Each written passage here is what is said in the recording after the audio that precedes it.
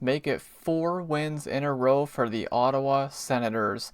So again, I am trying to just reserve myself a little bit here because there's still, I believe it's 7 points out of a playoff spot, but this team is looking really good lately, and if you're a Sens fan, you have to be happy with the way they've been playing in these last 4 games. So, Game 55 of the season was played on Monday, February 2nd against the Pittsburgh Penguins. It was a 7 o'clock p.m. Eastern start time. So this was the second meeting of the season between these two teams. The Sens won 4-0 in Ottawa back on December 18th. So that was actually their only shutout of the season. So I'm like, okay, we're probably not going to see another shutout tonight, right? And we didn't. So starting goalies were Linus Ullmark in net for the Sens, which is a little bit surprising to me, kind of, because they do play tomorrow night as well in Carolina. So it's like, Pittsburgh's coming in on quite the hot streak, but Carolina is Carolina. They're always good. So it's like, which one do you start Ullmark for? Because I can't imagine he's starting tomorrow night as well, right? But I guess we'll see. And Artur Shilovs was starting for the Penguins tonight, and he played really well. He made a lot of key saves. So the Sens were 26, 21, and 7 coming into tonight, and the Penguins were 28, 14, and 11 coming into tonight. And of course, I did do a watch party tonight for the game, so I do want to thank everybody who came out to the watch party tonight. It was a lot of fun. Obviously, it's more fun when the Sens win. So, as I usually do with the watch parties, I didn't take any notes for this game, but yeah, this is just I've been very impressed with how sound defensively they've been playing lately.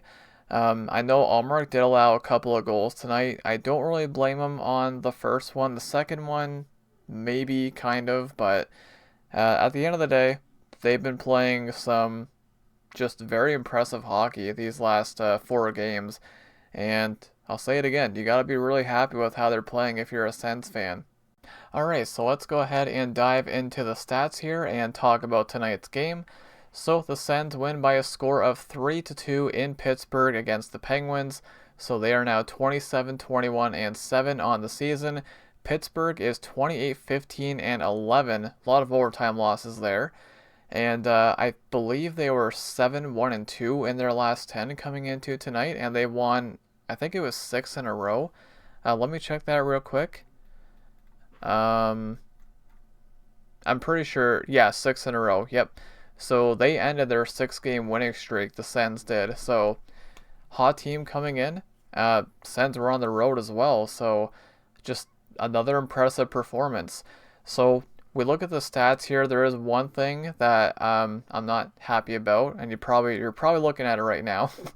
So the shots 31-16 in favor of the Sens. Sens do good in the faceoff dot, 54%, 46% for the Penguins. This here, I thought for sure this was going to come back and bite them. 0 for 5 on the power play, and the Penguins go 0 for 1. So, again, now if you're going back to the last 2 games, because they didn't take a single minor penalty against Colorado, they took one tonight. So, in those 2 games combined, 1 minor penalty, like that's very impressive, and these teams are not slouches. Like Pittsburgh's coming in on a hot streak. Colorado is Colorado. We know what they're all about. So it's just been very impressive. And yeah, the 0 for 5, just the power play, I don't know what's going on there, but it's just it makes the win that much more impressive, because just imagine if their power play was connecting, then I mean this could have been worse. And you look at the shots, I would say they kind of do tell the story. I found the Penguins were pretty sloppy in their own end, especially in the first half of the game. And Shilovs had to make a lot of big saves. So if it wasn't for him, this score probably would have been worse. So continuing with our stats here. So just 2 penalty minutes for the Sens, 1 minor penalty, 10 penalty minutes for the Penguins. Hits were 25-18 in favor of the Penguins. Block shots were 17-9 in favor of the Penguins. Giveaways 18 by the Penguins, 12 by the Sens. It felt like the Penguins made more giveaways, to be honest.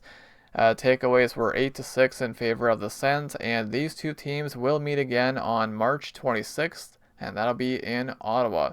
So, as I mentioned, I do not have any notes because I did a watch party. So, if you want to go see my entire reaction to the game, it is there if you wish to see that. So, the first goal of the game was scored by Igor Chinakhov, 7:57 into the first period from Malkin and Wotherspoon, and this would put the Penguins up 1-0.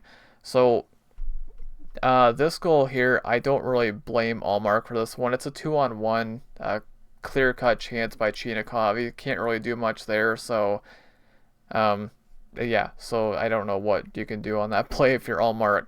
So that was our only goal in the first period.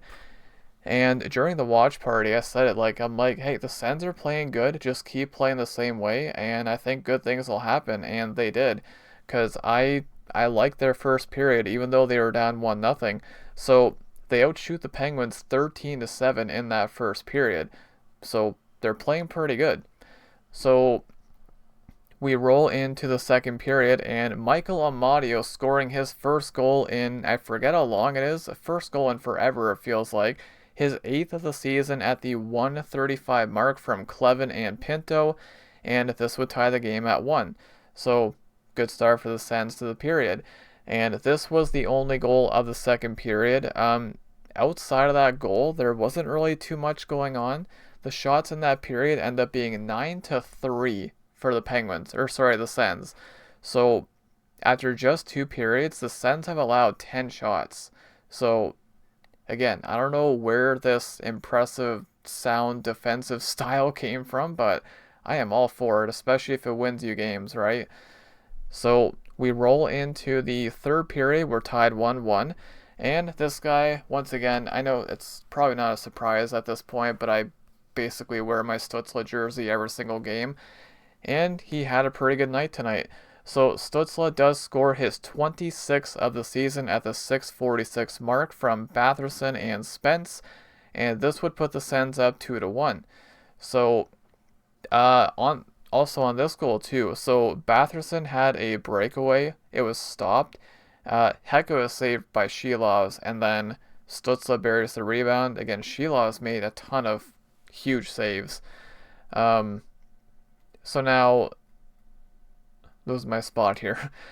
So Novak would end up scoring at the 8:48 mark. So about 2 minutes and 2 seconds after the Sens make it 2-1. Now the game is tied. So Shea and Chinakhov draw the assist there, and we're tied at 2.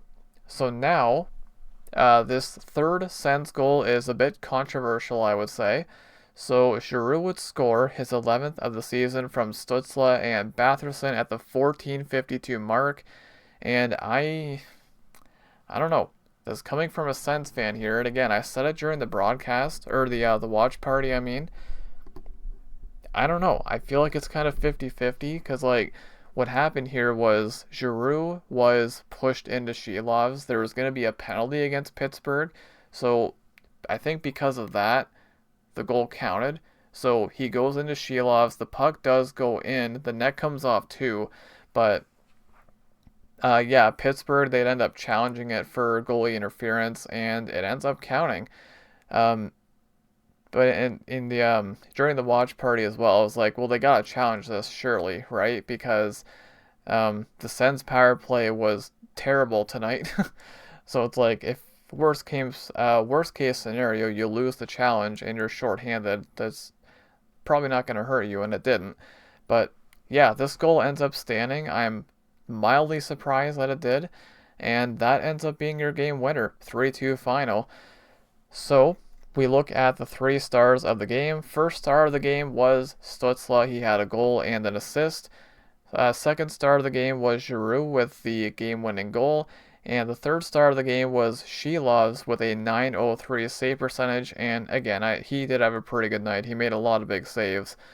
So also in that third period, shots were 9-6 in favor of the Sens, 31-16 overall, and that's pretty much how it felt.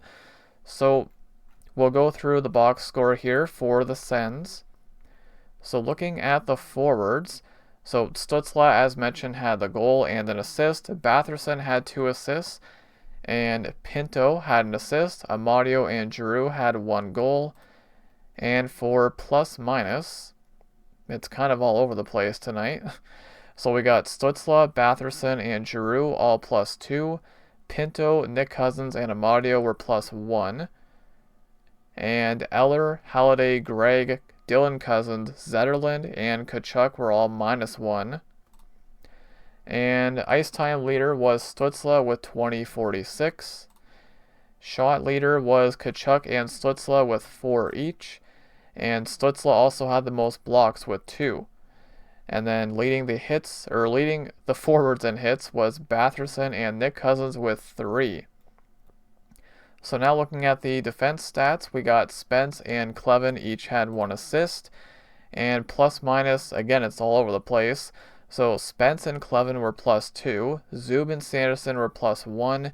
Jensen and Chabot were -2. So, interesting. Ice time leader, Sanderson played 28:02, just crazy. Shot leader, Clevin, Chabot, and Sanderson all had 2 shots, and Chabot led the way in blocks with 2, and Spence, Clevin, and Chabot had 1 hit each. So we look at the save percentage for Ullmark. It's not a very pretty number. Again, 14 out of 16 for an .875 save percentage, but I won't read into that one too much tonight because, he allowed 2 goals. I don't really blame him at all in the first one. And the second one, it maybe he was kind of slow getting across, but I don't know. I thought Ullmark played pretty good. He did make some big saves as well. I know there was a one-timer that he stopped. There was a couple of clear-cut chances as well, which he stopped. So I thought he played pretty good, even though his save percentage wouldn't really dictate that. But yeah, this is, I'm going to say it again. I'm reserving myself a little bit because they're still quite a ways out of the playoffs. So if we go look at the standings right now as it stands, they're still 7 points out of a playoff spot, right? So that's why I don't want to get my hopes up too much. They still have a long way to go, but you gotta like the way they've been playing lately. Then they're taking down some really good teams during this winning streak, like Vegas, Colorado, New Jersey, now Pittsburgh, they lost 1 game in their last 10. So this has been an impressive run, and they need to keep this going. So, speaking of keeping it going, they're going to be right back at it again in less than 24 hours. They will be in Carolina tomorrow night to take on the Hurricanes. That's going to be a 7 p.m. Eastern start time, and I do plan to do a watch party for this one as well. So they got Carolina tomorrow night. They've got the Flyers on Thursday, and then that's going to be it until after the Olympics. So I do plan to do a watch party for the Philadelphia game as well. So yeah, the Sens are now 3-1 when I do a watch party. So we're going to keep that win percentage going up. But yeah, just a solid win. My biggest complaint, I guess, would be the power play. The power play is so bizarre, right? It feels like it's either god tier and it's like it goes 2 for 3 or something, or it just sucks like it did tonight. But again, if your power play is gonna suck, you need to score at even strength, and they did tonight. So yeah, another big win for the Sens, and they need to keep this going because they are still quite a ways out. And of course, every Atlantic team wins every single night because that's just the way it goes. But anyways, yeah, that is pretty much it for this one, guys. So the Sens win by a score of 3-2 over the Pittsburgh Penguins, and they will be looking to make it 5 in a row tomorrow night in Carolina against the Hurricanes. But I'm going to wrap it up here, guys. Thank you all for watching, and thank you all once again to everyone who came to the watch party tonight. I do appreciate it, and go Sens go.